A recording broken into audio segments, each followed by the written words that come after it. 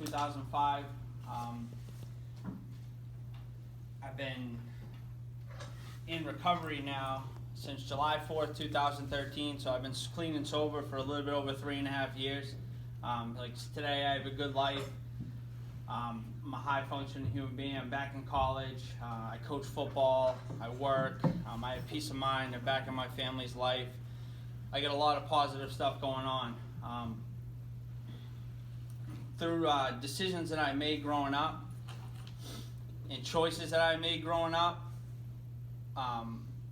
between like ages 18 and 24, I made a lot of bad decisions.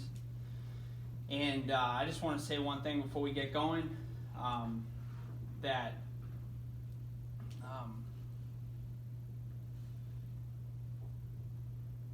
first of all, I'm not a professional. This isn't scripted. I'm just going to speak from the heart. All right, I don't do this a lot. This is the second time I've done this. Last year I was at OA. This is the second time. I've spoke to other addicts before. I've spoke to groups of parents before, but this is the only time I've spoken with students. And I'm going to tell my story, and hopefully, there's going to be some high points, going to be some low points. Hopefully we laugh a little bit. Even though the subject matter isn't funny, we can always laugh. I always think laughter is the best medicine for anything. And when I tell my story, I just want to make one thing clear, is that not everybody gets to tell my story and recovers and lives a good life, okay? A lot of people that make the decisions that I made end up dead, they end up with brain damage, or they stay in active addiction for the rest of their lives, all right? And this isn't about me like, hey, I went through some adversity, look at me, I'm doing good now, hey, life is great, all right? I just want to make the point clear. I paid so many consequences for the decisions that I made, okay? I lost my loved ones. I was homeless for a period of time. My girlfriend wouldn't talk to me anymore. I got fired from my job. Okay, those are all the outside things. On the inside, I paid for the decisions I made. Just tons of emotional instability, okay? Feeling like less than a human being when I was entrapped in full addiction, all right? So I just want to make it clear that there were so many consequences that I paid, and there's not a lot of people that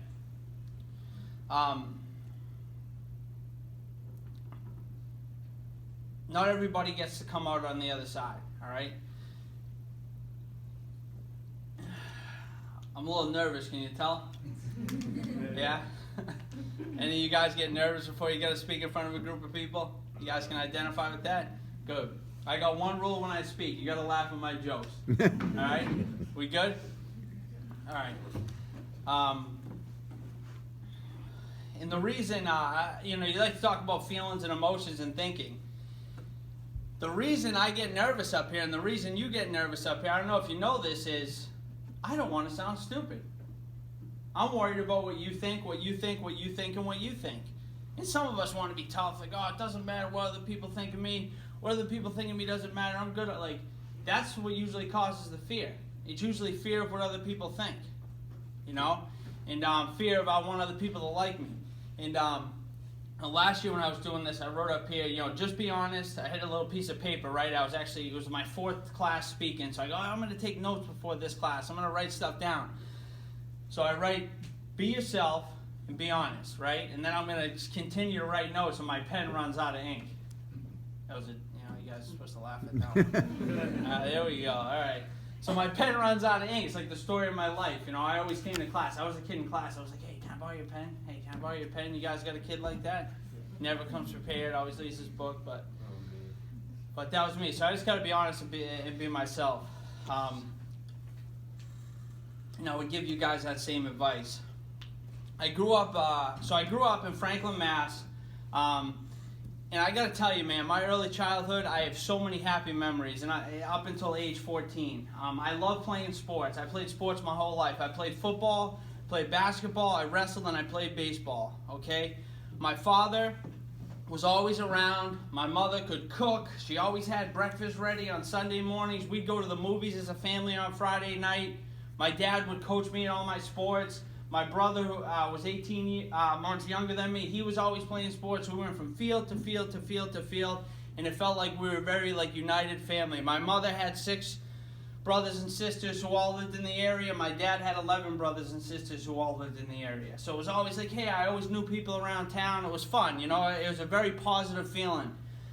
You know, I summarize it with, we had pizza on Friday nights, you know, breakfast on Sunday mornings. We were just always together. It felt like we were going in the same direction, you know. And you know, that's something I took for granted as a kid. You know, that's something I took for granted as a kid, of having that supportive family. You know, having a mom, having a dad, having a healthy home environment. That was what I knew. That was how things were supposed to be. As I got older, I realized it's not always that way. So as I get a little bit older, and I think when I had my first drink, right? And my mindset growing up was, I want to play sports. I want to play every varsity sport. I want to have a girlfriend. I want to have fun, right? I thought that was what life was about. And my definition of fun was the wrong definition. My definition of fun was drinking on the weekends, chasing girls around, playing sports. Playing sports is fine. That was my life. It was all about just partying, right? It was all about that was what I thought having fun was, all right? And the first time I had a drink was, I'm walking home from middle school, and me and two friends grab a beer out of my buddy's fridge, his dad's fridge, and we split the beer 3 ways. That's how my addiction started. That was the progression of my addiction. Addiction is a progressive disease, okay? My intent when I had that drink was not to become addicted. My intent when I had that drink wasn't to ruin my life and drink and drug and do as many drugs as I could, right? That's going to lead me into homelessness and rehab. That wasn't my intention. I was just trying to have a little bit of fun, all right? So we split the beer 3 ways, all right?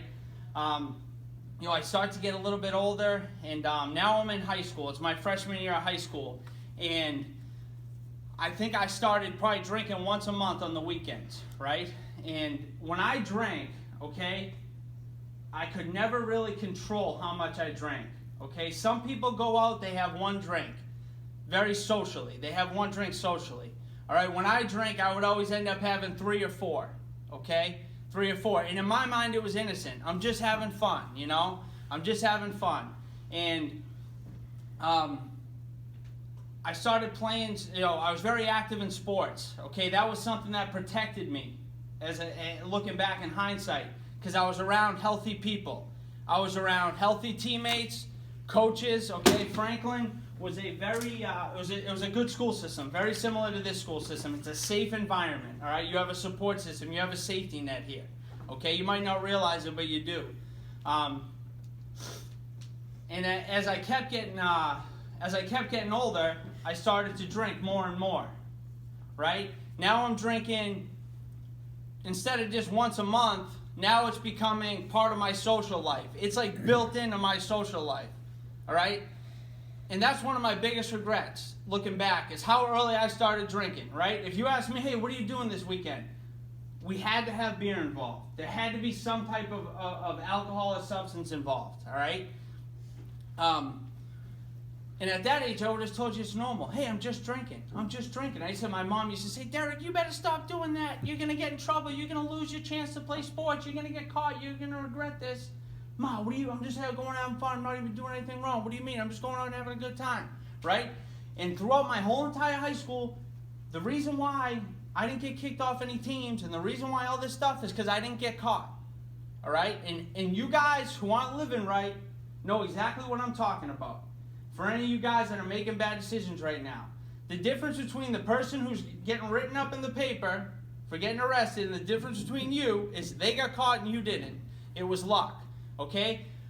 I drank and drove in high school and just made a ton of bad decisions that way, but I didn't get caught, so I didn't pay any immediate consequences. So the only thing I remember is my mom telling me not to do it because it's not a good idea, all right? Then I started drinking like 3 or 4 times on the weekend, right? 3 or 4 times a month, right, on the weekends. It's built into my social life. It just always had to be there.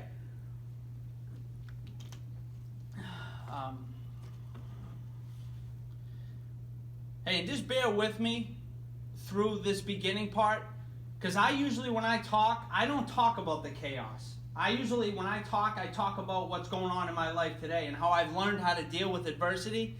and how I've learned how to think in a positive fashion and live in a healthy fashion, so I don't ever have to go back to living the way of life I did. But I'm just trying to put it all together. This is dating back like 15 years right now. So I swear to God I will get better and stop pausing so much, all right?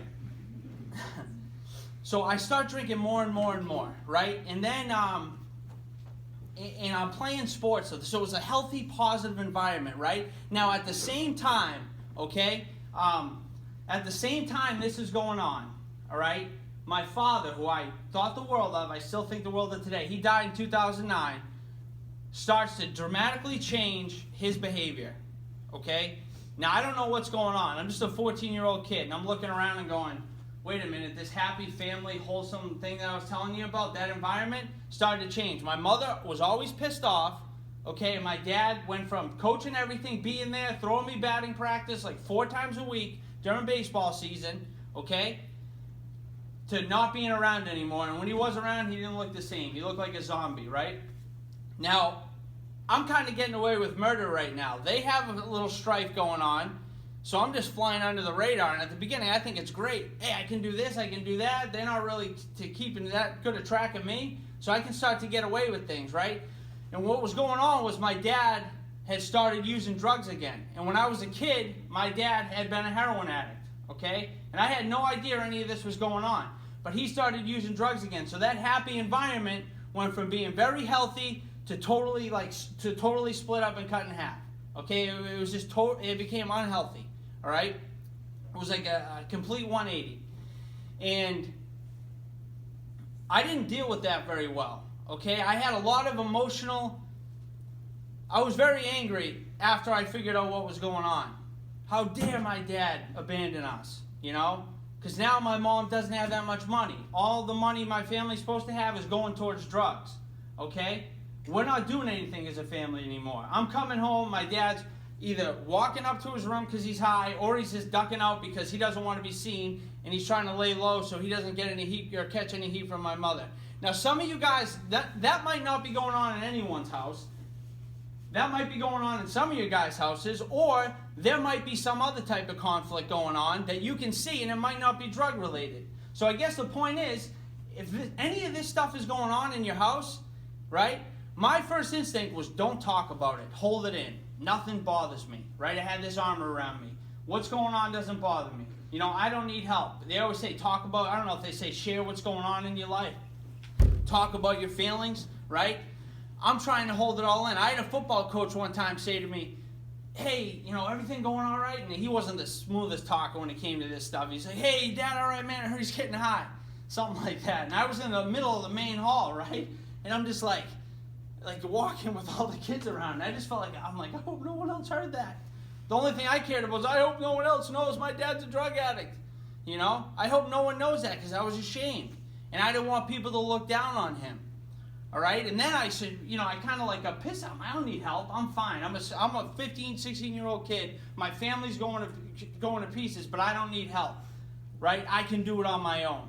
All right? I've learned I need help in life. Okay? And tough guys, everybody needs help. The toughest guy in the world needs help, and it's not a sign of weakness to ask for help and to have emotional instability, to have fear, to have resentment.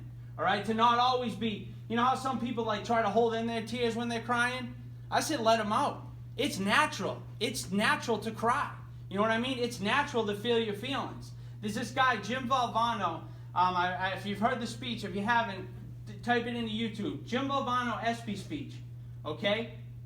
And he talks about the 3 things you should do every day. You should laugh.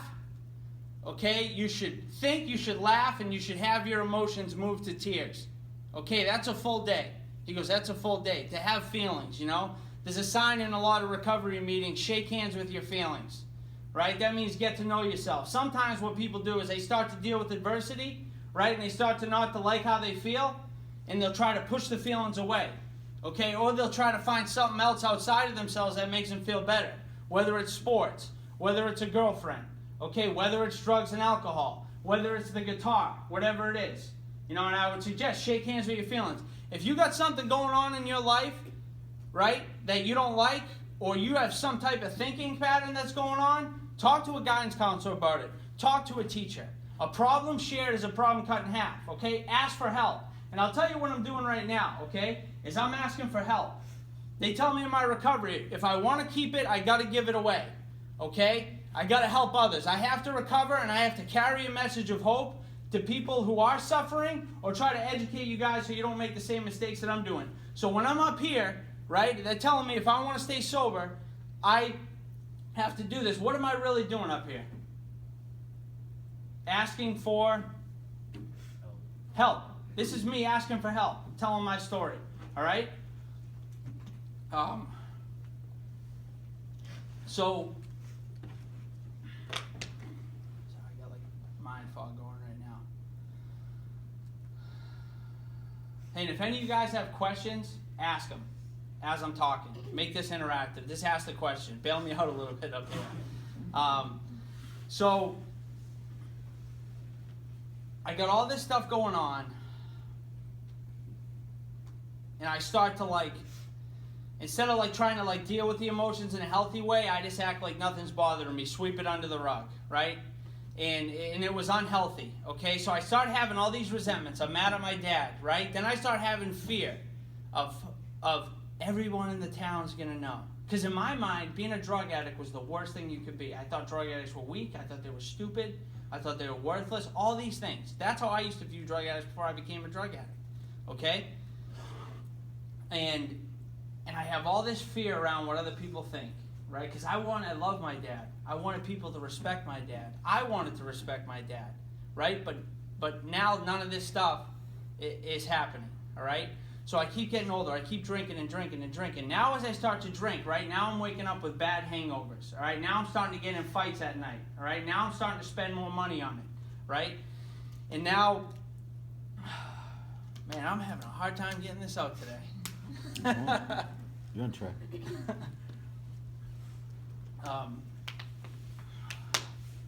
And things start to keep getting worse and worse. So now it's starting to impact my relationships a little bit, right?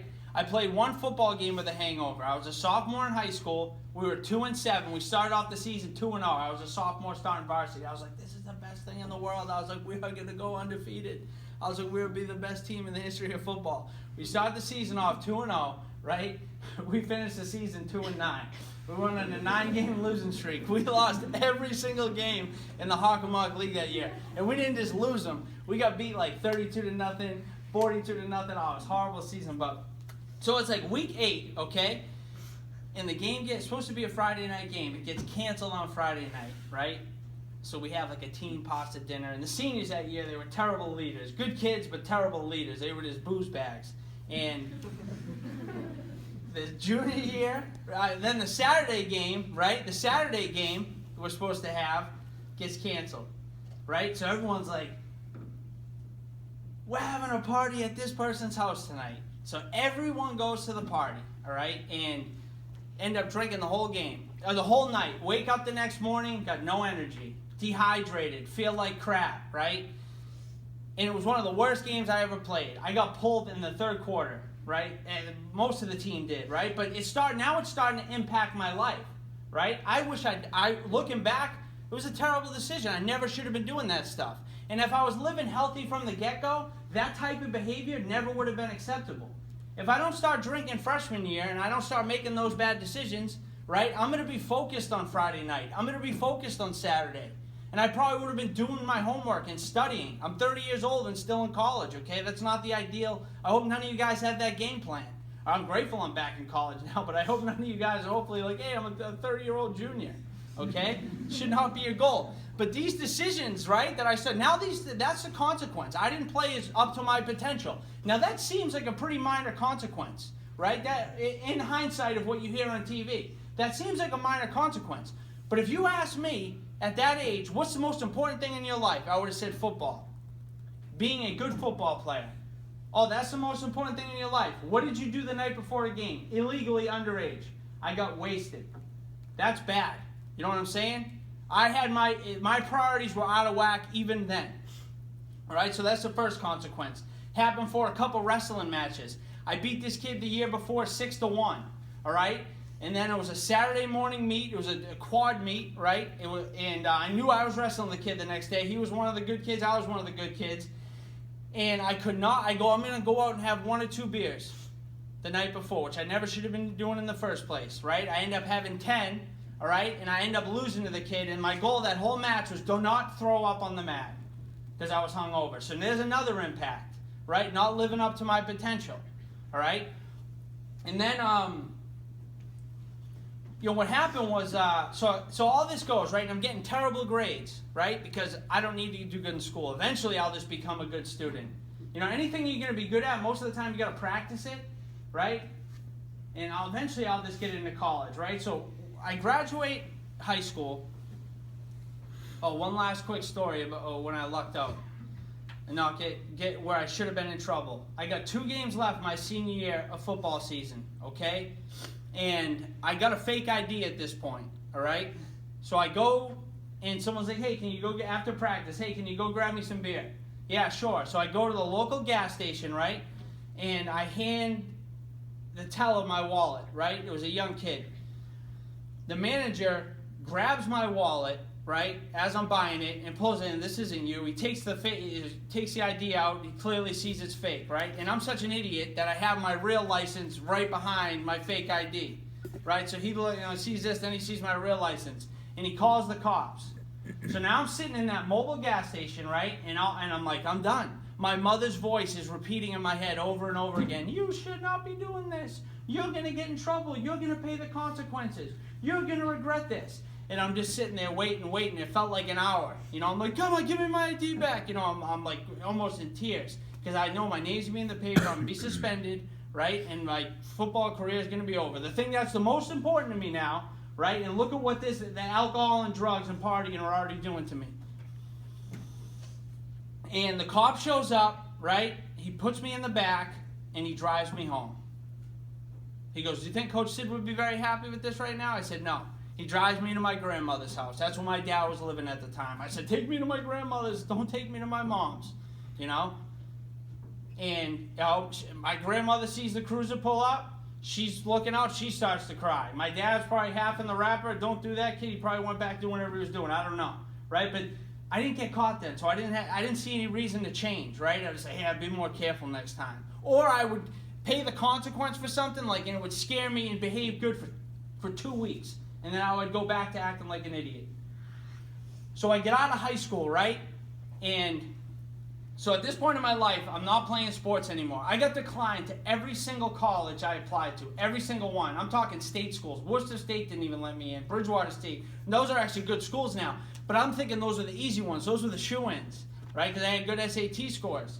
But I had a poor GPA, so I don't get into any colleges, right? My girlfriend goes to the University of Vermont, all right? My family's in absolute shambles, and I'm not playing sports anymore, right? And that was one of the worst periods of my life emotionally, right? Because my family as a kid I was happy with. Playing sports on the inside, they made me feel good. I identified as an athlete, okay? I identified as an athlete, and when I played sports, it made me feel good. It validated me. Having a girlfriend, right? That made me feel good, right? Her attention, right? Or having someone like me. And I didn't know this at the time, but that made me feel good. All those things go, and I'm left with just me, all right? And my family's not good anymore. She's gone. I'm not playing sports. And now I start drinking more and more and more and more, right?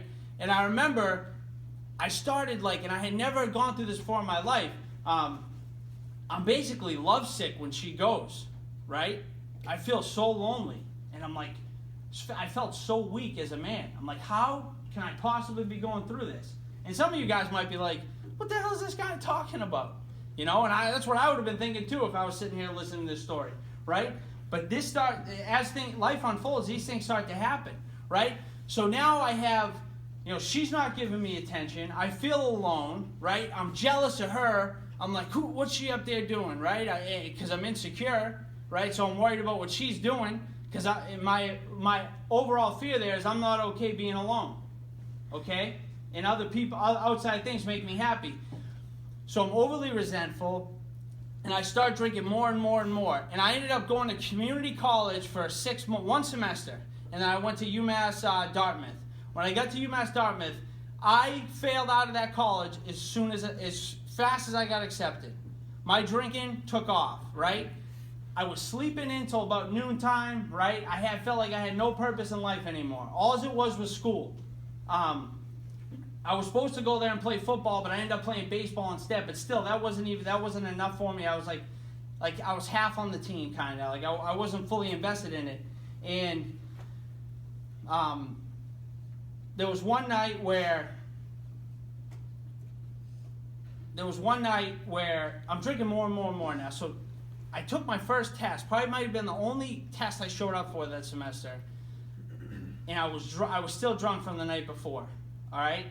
And then I'm partying more and more and more. And at the beginning it was fun. And now it's starting to not be fun. I'm depressed, right? I have worse hangovers. I'm not going to class. I'm not playing sports. Nothing's going on. So we go down to Providence to go to like a club or something. And this kid goes, hey, we got to stop by my buddy's place for a second. I'm like, all right. So I wait in the car. He comes back in, right? He didn't tell me what was going on.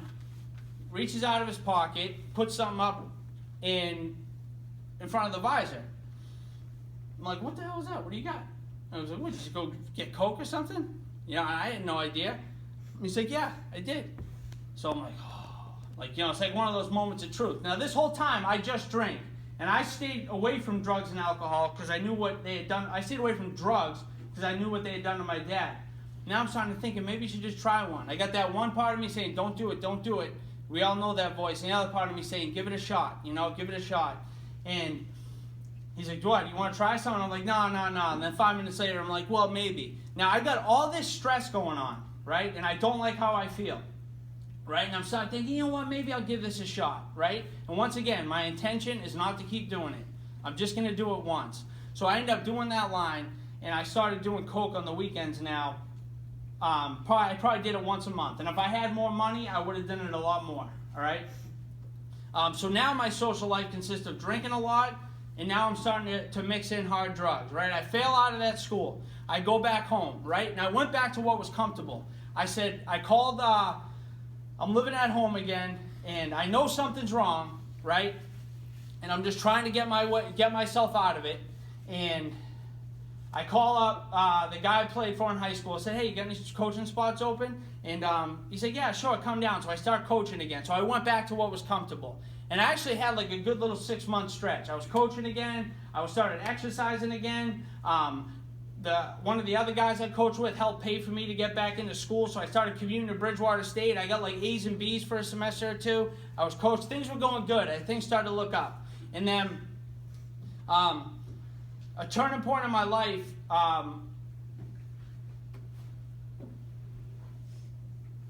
was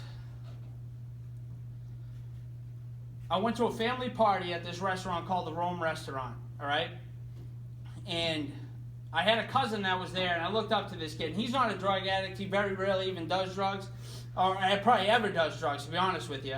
And he had a prescription that he got from a doctor, all right?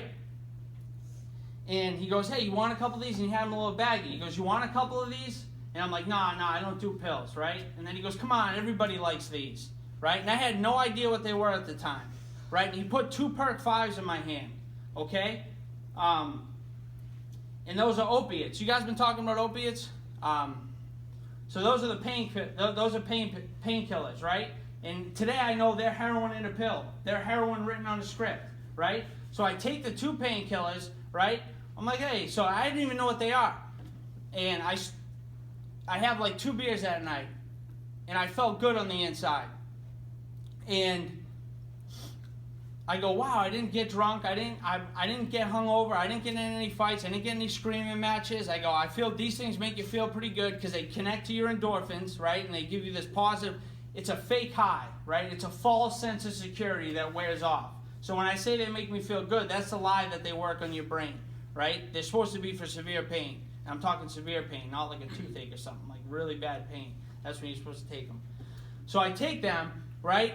And then I go from taking those, right? So I'm thinking no big deal. And I'm like, hey, this is a nice little recipe here. I go, I don't feel depressed. I'm not drinking a ton. I'm not getting hungover. And now I go, this is what I can work with, right? So going forward, I go from taking 1 or 2 of those, okay, maybe a week, right, to doing them 3 or 4 times a week, right? And then I go from doing like 3 or 4 times a week to now I need them when I wake up in the morning, right? Because your body develops a tolerance to them. So what I took that first night, 6 months later, I need 6 times the amount to get the desired effect that I'm looking for, all right? And that basically entered me into a period where I started living a complete double life. I was coaching football, I was going to school. At this point, I had a girlfriend who didn't even know I drank. I told her I didn't drink or did any drugs. I go, my dad died, and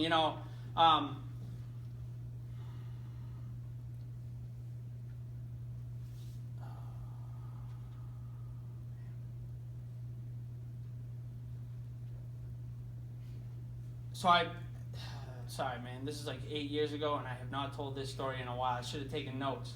Do your damn homework. Do your homework. I swear to God, in between this period, I will do my homework. All right? Does anyone have any questions? You guys want to ask any questions? Someone? No. Wow, I am a boring speaker this morning. There you go. What weight class were you for wrestling? For wrestling, there we go. This is the good stuff right here. 135, my freshman year, I was a beanpole. I get my ass kicked the whole season, right? I had this move, the spladle. You know what the spladle is? Oh, dude, that move's fresh. You love that move, right? So you stick the head to the inside, right? My coach didn't want me to do it the whole season. It was my only good move. So the whole season, I'm a 135-pound freshman wrestling varsity. These seniors are all jacked up. I'm on the mat. I'm like a string bean in my singlet, right? And I'm just like, I'm going to get killed. I hope the girl I like's not in the stands. I was like, please, right? Fear of what other people think. I need people's acceptance. And then this sophomore year, I was 145, right? Oh, no, let me finish that first. So I was wrestling, and so in sectionals, the guy goes, hey, you can do the spladle. I ended up placing 5th in sectionals. I was the 15 seed. I almost beat the 2 seed. I almost pinned him, then I won like my next 4 matches. My sophomore year, 145. Junior year, 160. Senior year, 171. We ever a section? Huh? Nah, bro. Were you ever a sectional champion? No, the best I ever did in sectionals was 3rd. I placed 3rd. I was always like number 3, 4, or 5. I could never beat like the best kid, but I beat most of the kids. I should just lie. Yeah, I won sectional every year. There's a big picture. They have a statue of me next to the Franklin High School wrestling mat.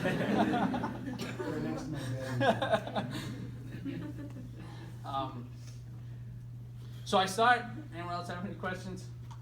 No? All right, so I start doing these painkillers, and I start doing them more and more and more. And now when I stop trying to take them, right, I find out that I can't.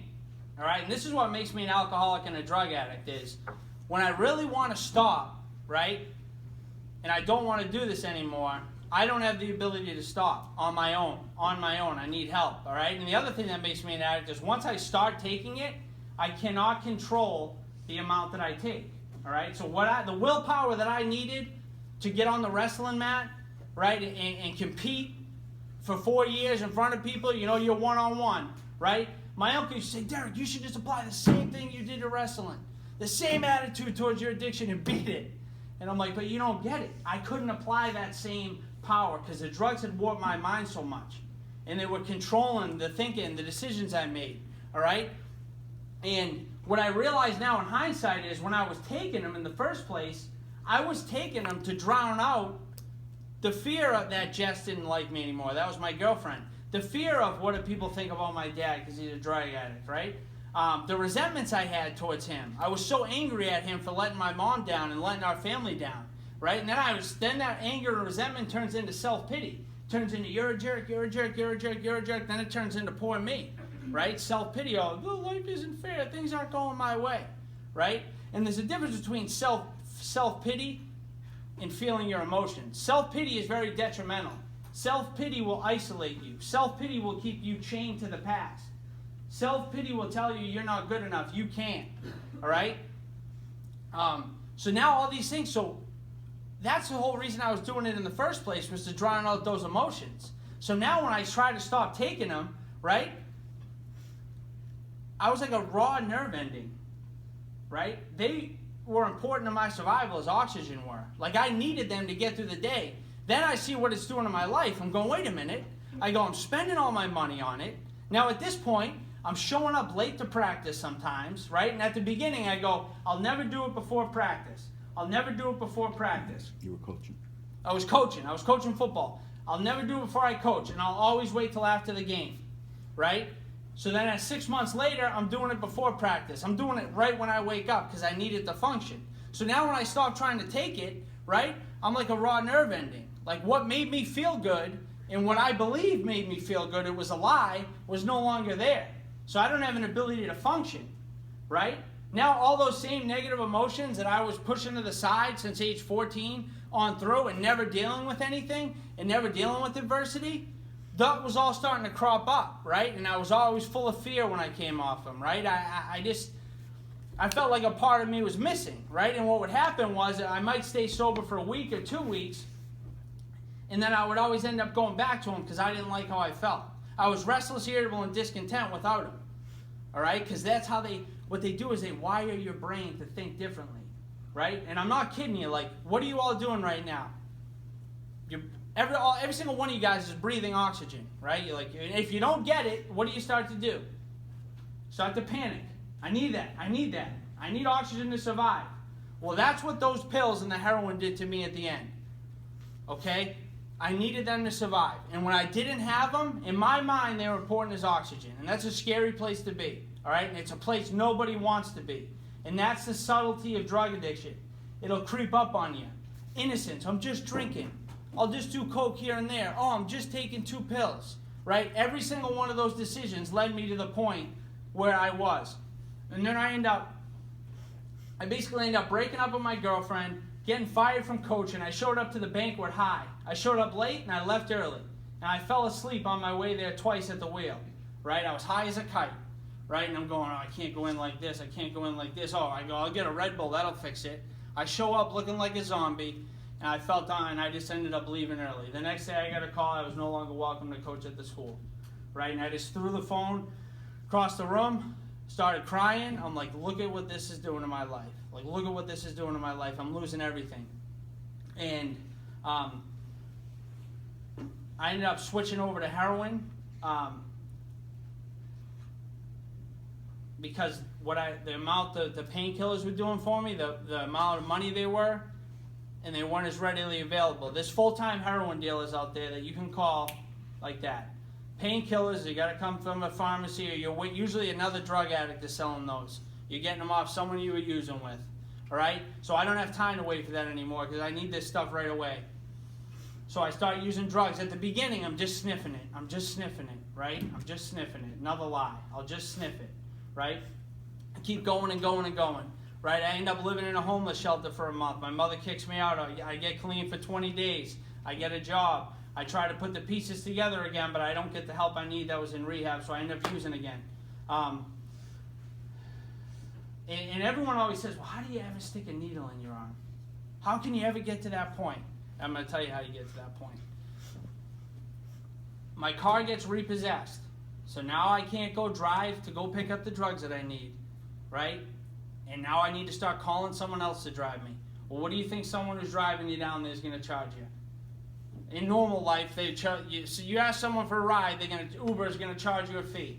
So this is another drug addict, and he's like, hey, you got to give me half of what you get.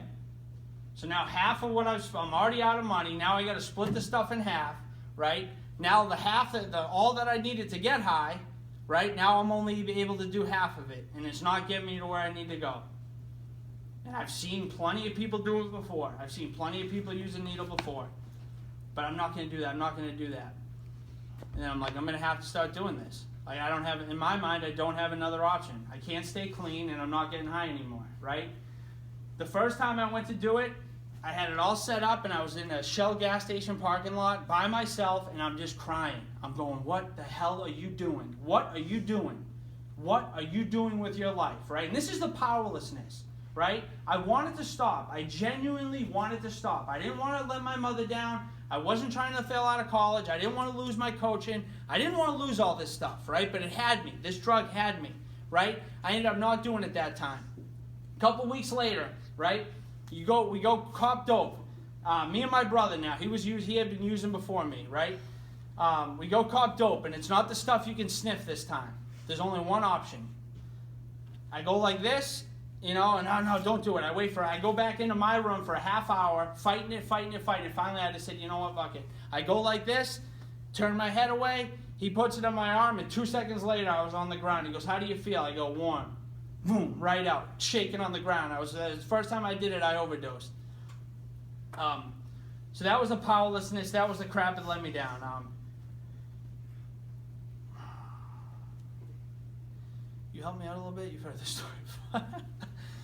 Yeah. It's like drowned out in Yeah. my head.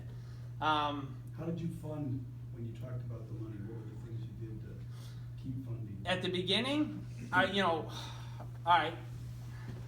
I would, hey, people knew that I didn't come from money, right? And my dad had died in 2009. So, hey, can I borrow 20? Hey, can I borrow 30? I'll pay you back.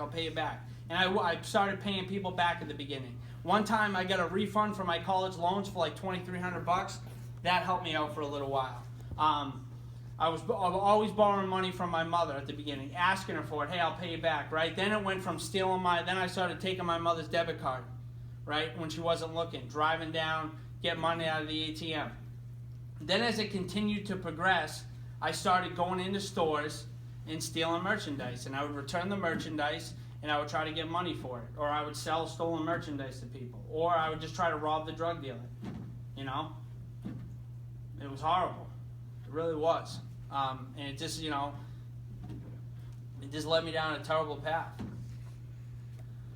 Derek, you talk a lot about the emotional part of things here, and in the common thread, I hope that everybody's hearing, is that from a young age, Derek started to become discontent, and your self-esteem started to get eroded, and you covered that up with a pretty good outward appearance, wrestling, football, everything else.